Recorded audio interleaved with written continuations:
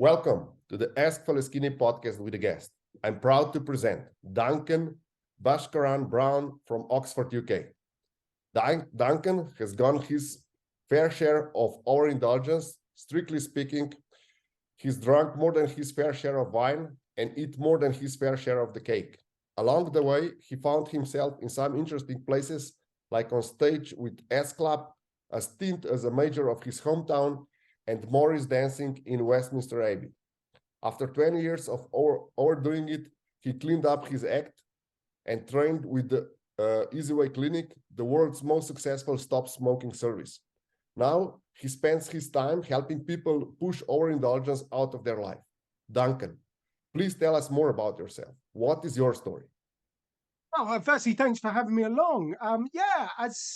As you kind of hinted, my story is one that began with an awful lot of overindulgence, and at the moment I've found a nice place where I've got all of the peace and the calm and the energy and the joy. So yeah, my story is one of transformation, and now I try and help other people achieve transformations like that. That is great. You also wrote a book about overindulgence or how to get over indulgences.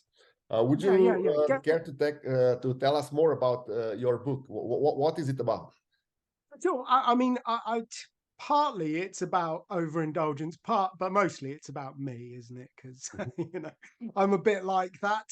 So it's kind of my journey. I started off like as a little kid. I started eating chocolate because that is a socially acceptable drug, isn't it?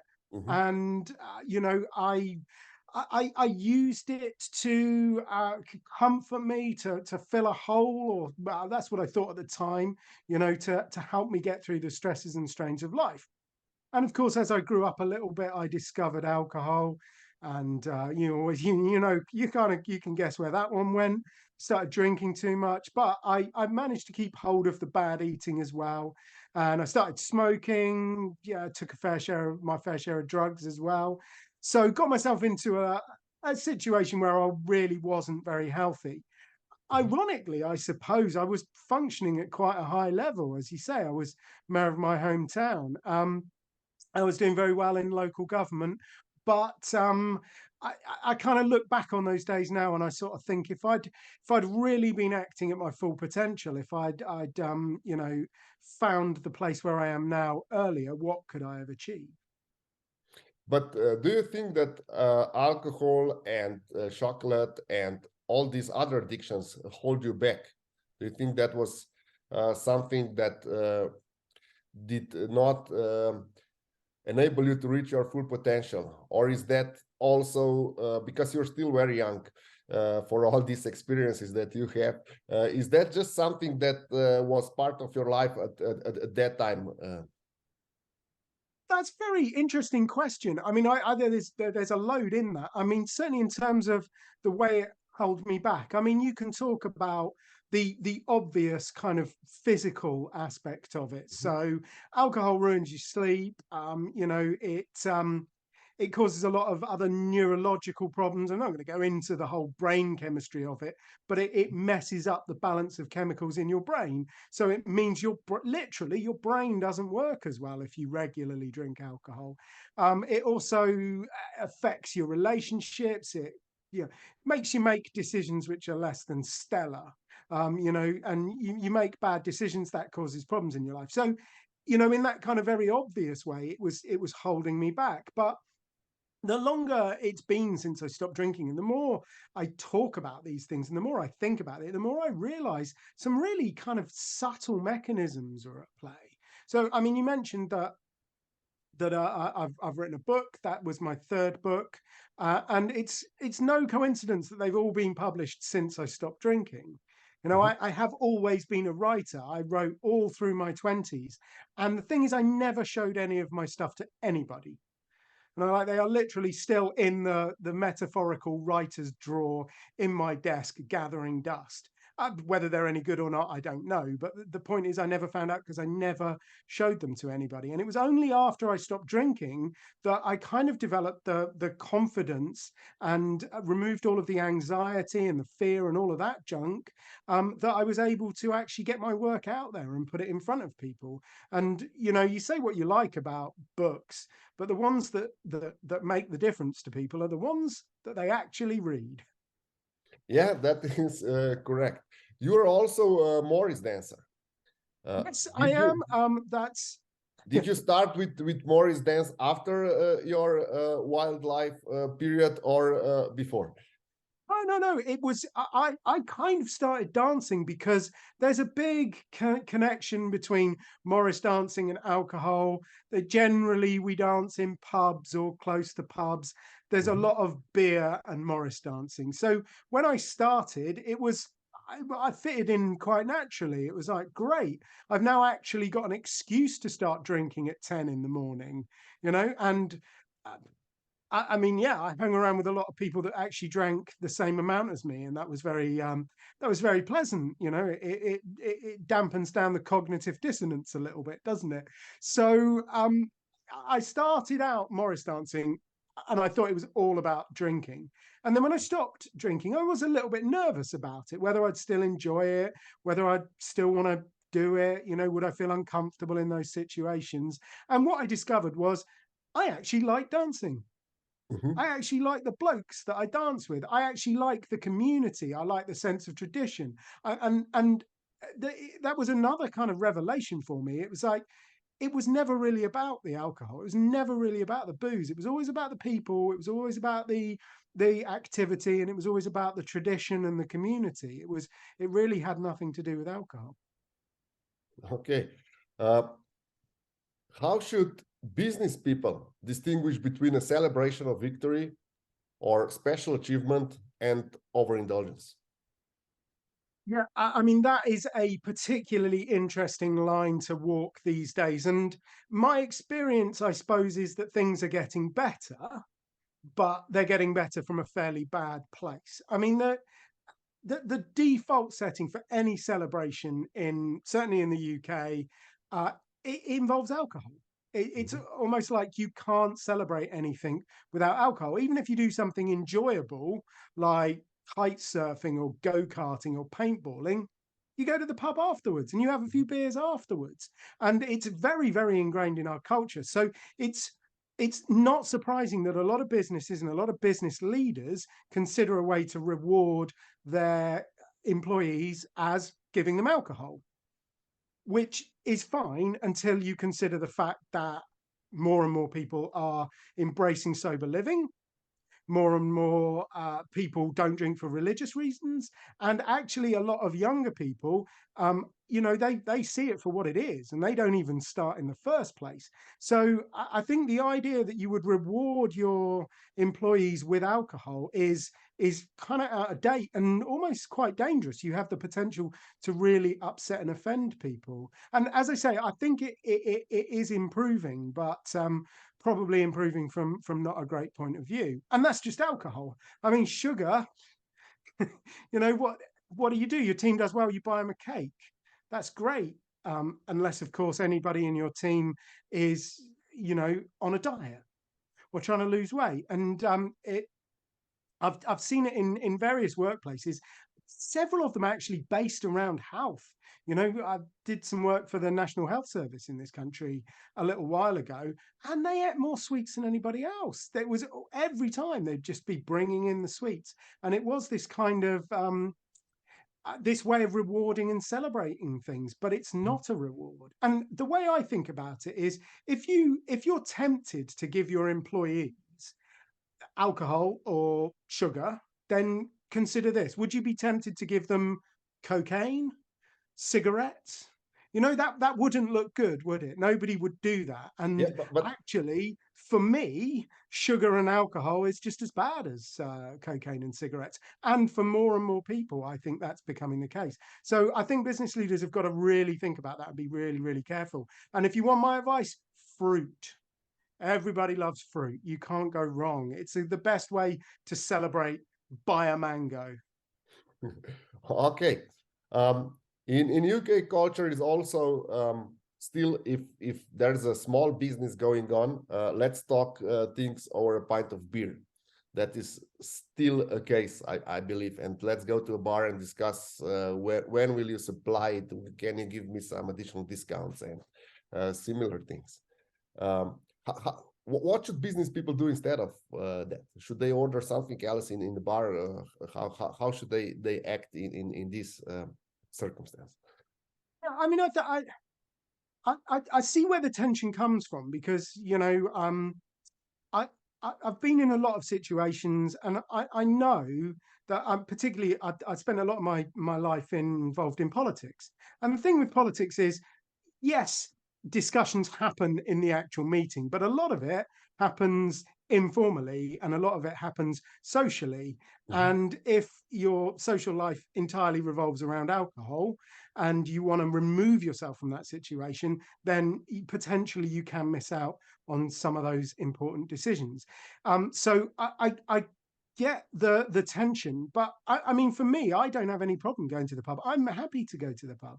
I'll go and sit in the pub all evening with you if you want, and you can drink as much beer as you like. I'll drink orange juice. Well, I'll have one orange juice. Nobody's going to drink 8 pints of orange juice. That would just be awful, wouldn't it? I might have a cup of tea. I might just end up drinking sparkling water, whatever. I'll cope. It doesn't bother me. I don't want to drink anymore, so the fact that you're drinking doesn't bother me. And if we're negotiating, I'm quite happy that you're drinking. Because it's not going to put you in a good position from a negotiating point of view, is it? We'll be doing exactly what I want. That is really good. So we already touched about that, but I will still be a bit pushy. Where do you think is the line between party or let's say business manners and addiction? How should business people sense this when they are getting overboard with alcohol or sugar? Or that is a really good question. I mean, there are a lot of different ways of approaching that. You can talk about dependence, and that's probably my favorite way of thinking about it. You can talk about neurological structures, you can talk about cravings, you can talk about all of these kind of things. But I think if you feel like you depend on something, then you have a problem with it. And that you've got to be quite careful. You've got to really think about that, because it's too easy to just say, well, I don't depend on alcohol to get out of bed in the morning, so I don't have a problem. That's like true, but all that really means is you don't depend on it to get through the day. So you can get through the day without a drink. Can you get through the evening without a drink? Do you depend on it to get through social events? Do you depend on it to reduce your stress? Do you depend on it to navigate complex relationships? There are a lot of different variations of what dependency might look like. And if you feel like you depend on something for anything like that, dealing with emotions, running away from your problems, coping with things, then that, I think, is really the red flag. You were also the stop smoking therapist. I steal about £10 million a year from the tobacco industry. That's the way I like to think of it, anyway. Okay, so you're just increasing your market share of non-smoking. Well, no, just trying to decrease theirs. That's all. Okay, so what I'm trying to get to is, would you agree that the first phase with any addiction or indulgence, as you call it, is the denial? And most people are in denial before they even recognize that they have an addiction. Yeah. I think there's a lot in that. Most of the people that I meet, it doesn't take that long for them to get to the point where they realize that actually they do have a problem. So there's kind of it's always a very surface level thing, denial. It doesn't really take that much to get past the denial. What I found is enormously effective.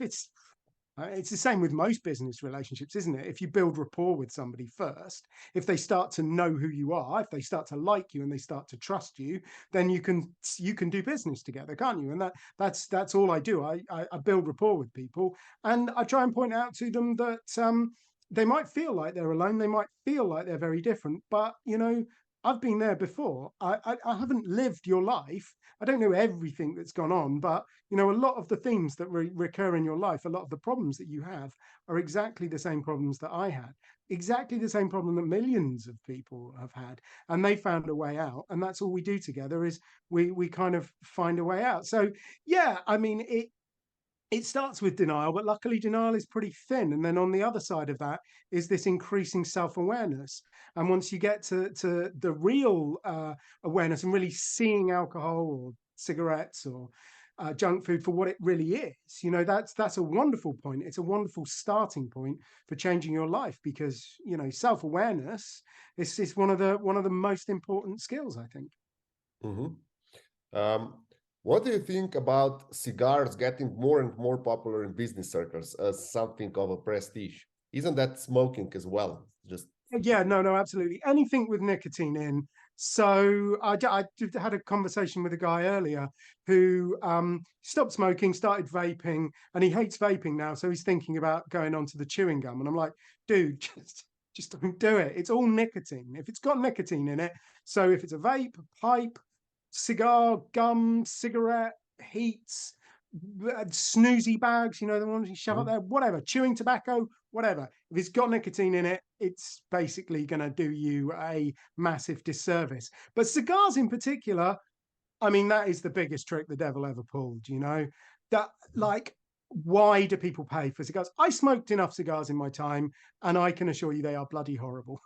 Like, I mean, I am somebody who knows poison. I have done most of the drugs going. I have drunk all of the cheapest, nastiest booze that's out there. But right up there in terms of genuinely hateful are cigars. I don't know why anybody pays huge amounts of money for them. Well, actually, I kind of do. I mean, it's a status thing, isn't it? It's look at my cigar. It's bigger than your cigar. It's a bit pathetic if you get down to it. Yeah, it's the same addiction, just in a more expensive packaging. Is there any specific trigger or event or maybe therapy that helps people stop their self-destructive behavior?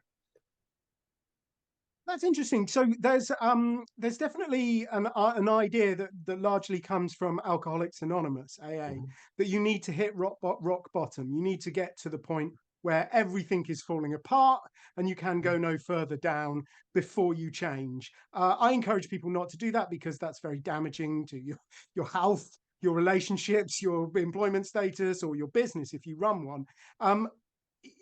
Simply realizing that you might have a bit of an issue, that is enough. If you feel like that, do something. You can get in touch with me and I'll try and help you, or you can go to AA, you can go to Weight Watchers, you can go to the Easyway. I don't care, but do something, because if you feel like there's a problem, there almost certainly is, and the sooner you start to deal with it, the better. Okay, what can a person do on his or her own, and when do they need help? When would you recommend to find a coach or a therapist? I mean, I take a kind of coaching point of view. So what I try and do is I help people to think through the situation that they are in. Now, it is possible to do that on your own. It's much harder. If you're on your own, then there are quite a lot of good books out there. There's one called Get Over-Indulgence by a guy called Duncan Bhaskaran Brown. But anything written by Alan Carr, the Easyway, the Stop Smoking thing, This Naked Mind by Annie Grace, William Porter's Alcohol Explained, Craig Beck. There's loads and loads of really good books out there. So if you're on your own and you really want to do it on your own, just get a book. What's it going to cost you? $10? We're gonna include the link to your book in the description, just for our listeners. And I'd be happy if you bought my book, but I'd be even happier if you did something. So on your own, yes, I think that there are books, there's online programs, there's podcasts. You can get yourself educated, and you can get free that way. Personally, I've seen much more success working one-to-one with people or in groups, and helping people to kind of think through their beliefs around whatever they've got a problem with, whether it's alcohol, cigarettes, food, thinking through those beliefs and really getting to grips with them, because those beliefs are the rock on which your thoughts are based. Once you've sorted out your beliefs, you can start to manage your thoughts. You can think about your thinking.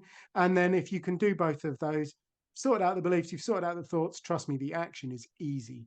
The behavior is the easy bit. Get the beliefs right, get the thoughts right, the actions will follow. You can do it on your own, you can do it in a book. People all over the world have, but I think it's easier working either one-to-one or in a group. And there's lots of good groups out there. Okay, what do you think about hypnosis as a one of a possible solution to the problem, or possible therapy for the addiction? Would you say that is something that you would recommend? What is the method that you are using to help people with their addiction? So the method that I use was sort of based on the science of behavior change, and it's about attacking those beliefs using a thought management system, and then the actions follow on from that. Hypnotherapists tend to have a pretty poor success rate with around alcohol and smoking, in particular, because hypnotherapists don't tend to understand smoking and drinking. They're very particular areas, and there are very few people in the field who make an awful lot of sense who haven't been through it. I'm not saying nobody who hasn't been through it, they're not allowed to help.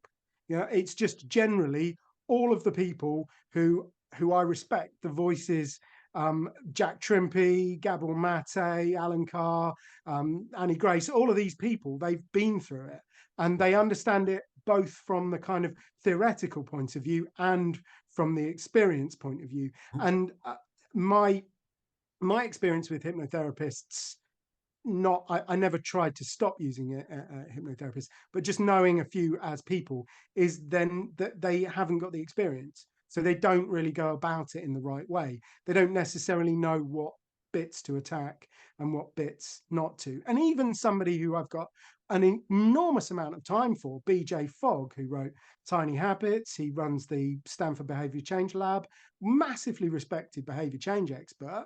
I don't think he quite understands behavior change in terms of addiction and things like that. I mean, he's close, but I think because he's never had the experience, he says a few things that He's just guessing. don't gel with my experience. So there's also a term I really hate, that so-called recreational use of marijuana. Would you agree that this is also an addiction? It's not just if it's recreational, then it's not an addiction. Yeah, I mean, it's one of those things like social smokers, casual drinkers. I've never met a casual smoker. Or, they're all in it as bad as themselves. Now, marijuana, I mean, it affects your dopamine system. Ergo, it is an addictive substance. That's not really up for discussion. That's pretty much a scientific fact. However, I don't know what the percentages are on marijuana, but I suspect not. Well, I know that not everybody that smokes marijuana becomes addicted to it, in the way that not everybody that drinks alcohol becomes addicted to it. Some drugs are worse than others in terms of the percentages of people that get trapped in them. Smoking and alcohol happen to be pretty bad, probably because they're more socially acceptable. But marijuana is definitely an addictive drug, and therefore, if you keep doing it, you will become addicted to it. It doesn't really matter who you are. If you stick enough spliffs in the Dalai Lama's mouth, he's going to become a drug addict, because it's the drug, it's not the individual. So yeah, I think marijuana is potentially quite a dangerous drug. However, contrasted to alcohol, it probably comes off reasonably well. I mean, that's not a good, I'm not saying go and do it. I'm just saying if you look at the studies, it does a lot less harm to society and harm to the individuals than alcohol or heroin or crystal meth. Those are the three that have the highest amount of harm to society and harm to the user. What do you think about really big tolerance towards cocaine in business circles? Yeah, that's Why is something that? that worries me a lot. I mean, cocaine is something that has increased massively over the last sort of 30, 40 years. It's become cheaper and it's become more prevalent. And I was chatting to a guy, a very interesting bloke, and very ethical. You know, he's all about climate change. He's all about fair trade. He's all about workers' rights, and he does a couple of grams of coke at the weekend. And I just like, do you realize what you're actually doing? You know, you drink fair trade wine, and then you snort cocaine, which is, you know, it only Not, comes from one place, and yeah, that's and not nasty fair trade. criminal gangs. Yeah. So yeah, you've got to think. You might, I mean, I'm no fan of the tobacco industry. I'm no fan of the alcohol industry, but you know, at least they are paying some taxes, and at least they are operating within the letter of the law, if not within any moral kind of compass, you know. Whereas any kind of illicit drug, I don't quite see how you can be, you know, committed to being an entrepreneur and being an ethical business person and take cocaine. It's just. Would you agree that legalization of all drugs and would improve situation? Then people would be less drawn towards this because it's not illegal, and there would also be a better distribution, the lower price, and also as you mentioned, the companies would pay taxes, and a lot of groups would lose their influence because it would be legal, the prices would drop, and then they would not have so much money to influence either politicians or police or any other. Yeah. I mean, if I was going to be, I am controversial. So here's a controversial idea for you. Mm-hmm. If we'd have legalized heroin, it would have improved Afghanistan far more than invading it. Mm-hmm. Because, you know, we had soldiers in Afghanistan for knocking on 20 years, and it's still the world's largest producer of heroin. It's like, it's insane. Look, I mean, first and foremost, you've got to accept it's a complicated policy decision, but I think there's a lot of bright signs from places like Portugal where they have taken not so much a tolerant view of distribution, but a more tolerant view of addicts, and rather than criminalizing them, giving them a way of existing until they get to the point where they want to change, and then supporting them when they want to change. I think that's a far more compassionate approach than punishing addicts. I think that, you know, there is no there's no way that the current system that really hammers addicts and sends them to prison is good for anybody. In terms of distribution, I mean, yeah, I'd like to see it all on a more level playing field, you know, because if we were going to legalize marijuana or any other drug, we would regulate it, and we would regulate it properly, and you would only be able to buy it from certain places. You'd only be able to buy it at certain times. You wouldn't be able to get some bloke on a moped to deliver it to you in the middle of the night. And I've had clients who, you know, have been struggling with alcohol, and part of their problem is that there is never an off button to alcohol anymore. You know, you want to order 2 bottles of wine in the middle of the night, you can. It will cost you a lot of money because some guy on a moped is going to drive to the 24-hour supermarket and then drive it round your house and charge you, what, twice the price for it. But if you're addicted enough, that doesn't matter, does it? So I would love to see more regulation of alcohol, tightening of the sales of alcohol, and you know, if we were therefore going to legalize marijuana, maybe that would make us rethink how we sell alcohol. What is your opinion of ancient methods? How they we touched a bit. You explained that there was a guy that went from smoking to vaping to chewing gum. But the ancient, not ancient, but old methods, they substitute one addiction for another addiction. Usually that was alcohol for extreme sport. What do you think about this method? Yeah, so I mean, broadly speaking, that's the idea of harm reduction. So you take something that's very bad for you and you replace it with something that's less bad for you. Now, I can see the case for that when we're talking about heroin. As I mentioned earlier, heroin is one of the worst drugs in terms of the impact on society and the impact on the individual. So if you can take heroin addicts and you can put them on a stable dose of methadone, that's going to improve society and it's going to improve the lives of that individual. That's good. However, if you take a smoker and you get them vaping, you've done nothing. You know, that is not harm reduction, because nobody really knows the long-term impact of vaping, do they? I mean, there's some studies coming out that are suggesting it's not as bad as smoking, but hey, you know, there's not that much stuff in life that's as bad as smoking. And I think the problem is if you're saying, well, don't smoke, chew gum, take patches, vape, whatever, you're still keeping people addicted to nicotine. And all you've done is you've given them a slightly smaller hammer to hit themselves in the head with. And the point is, stop hitting yourself in the head with a hammer. I mean, it would be sensible if stopping smoking was hard, but it's really not. Stopping smoking is incredibly easy. Yeah, for experts like you. But I had a guy that said smoking, stop smoking is really easy. I've done it 100 times before. Well, yeah, I mean, in that sense, I did stop drinking every day. I literally would wake up in the morning and say, I'm never going to drink again. And then come sort of 7, 8 o'clock, it was a different matter, wasn't it? But no, I mean, I think you don't need anything special. I'm nothing special, Peter. I'm genuinely, I'm nothing special. If you don't believe me, just ask my wife. No, I think you're just playing it small. No. Honestly, I'm just a normal guy. There's nothing magic about what I did. You know, I just changed my beliefs. I changed the thought process that sat on top of those beliefs, and then that made changing my action really, really, really easy.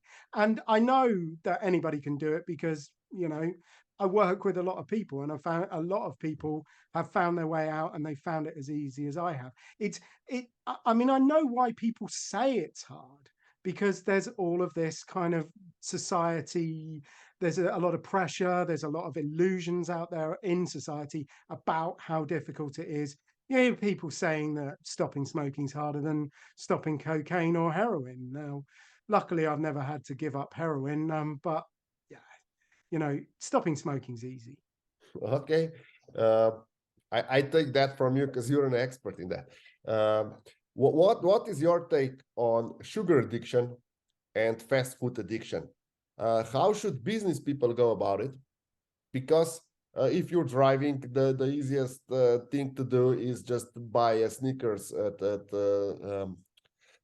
the shop and just continue driving and so on, or take a can of Coca-Cola and just drink it, and there's a lot of sugar in it, or just eat a sandwich, or go to McDonald's and eat a burger. What's your take? How should business people avoid this addiction? What should they do about it? I really love the way you've phrased that, and I'm going to get back to you stopping off for a Snickers in a second.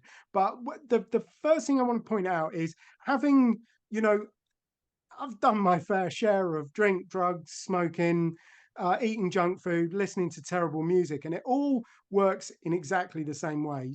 Smoking, drinking, junk food.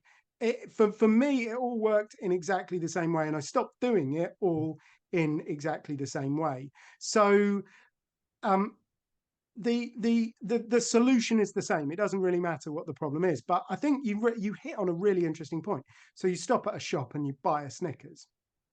Right? If you're stopping at a shop and buying a Snickers, you don't have a diet problem, you have an organizational problem. Because if you'd have just taken enough food with you, you wouldn't have to stop at the shop when you to buy that Snickers, would you? You'd have had an apple. you'd have had a banana, whatever. You'd have had some sort of healthy snack. And I think that's the problem, that we've been kind of lulled into this sense of convenience, that we don't need to plan our meals because we can just buy food wherever you go. Unfortunately, it's quite hard to buy good food wherever you go. You can buy food-shaped products, can't you? But they're just packed full of fat, salt, sugar. Those are the only ingredients in most of the stuff that you can buy in petrol stations. And I know, I get the problem. I do a lot of driving myself. I try really hard to be strategic about it so that I know, right, day after tomorrow, I'm going to London. I'll leave at 6 in the morning. And if I get back at 7:30 at night, I'll be happy. So I'm going to be out for a long period of time. I'm going to take a bag of food, and I won't be hungry, and I won't need to stop to get that Snickers because I've just planned it. And I think that's the thing. Cooking's not hard. Eating healthy's not hard. You know what healthy food looks like. You know what junk looks like.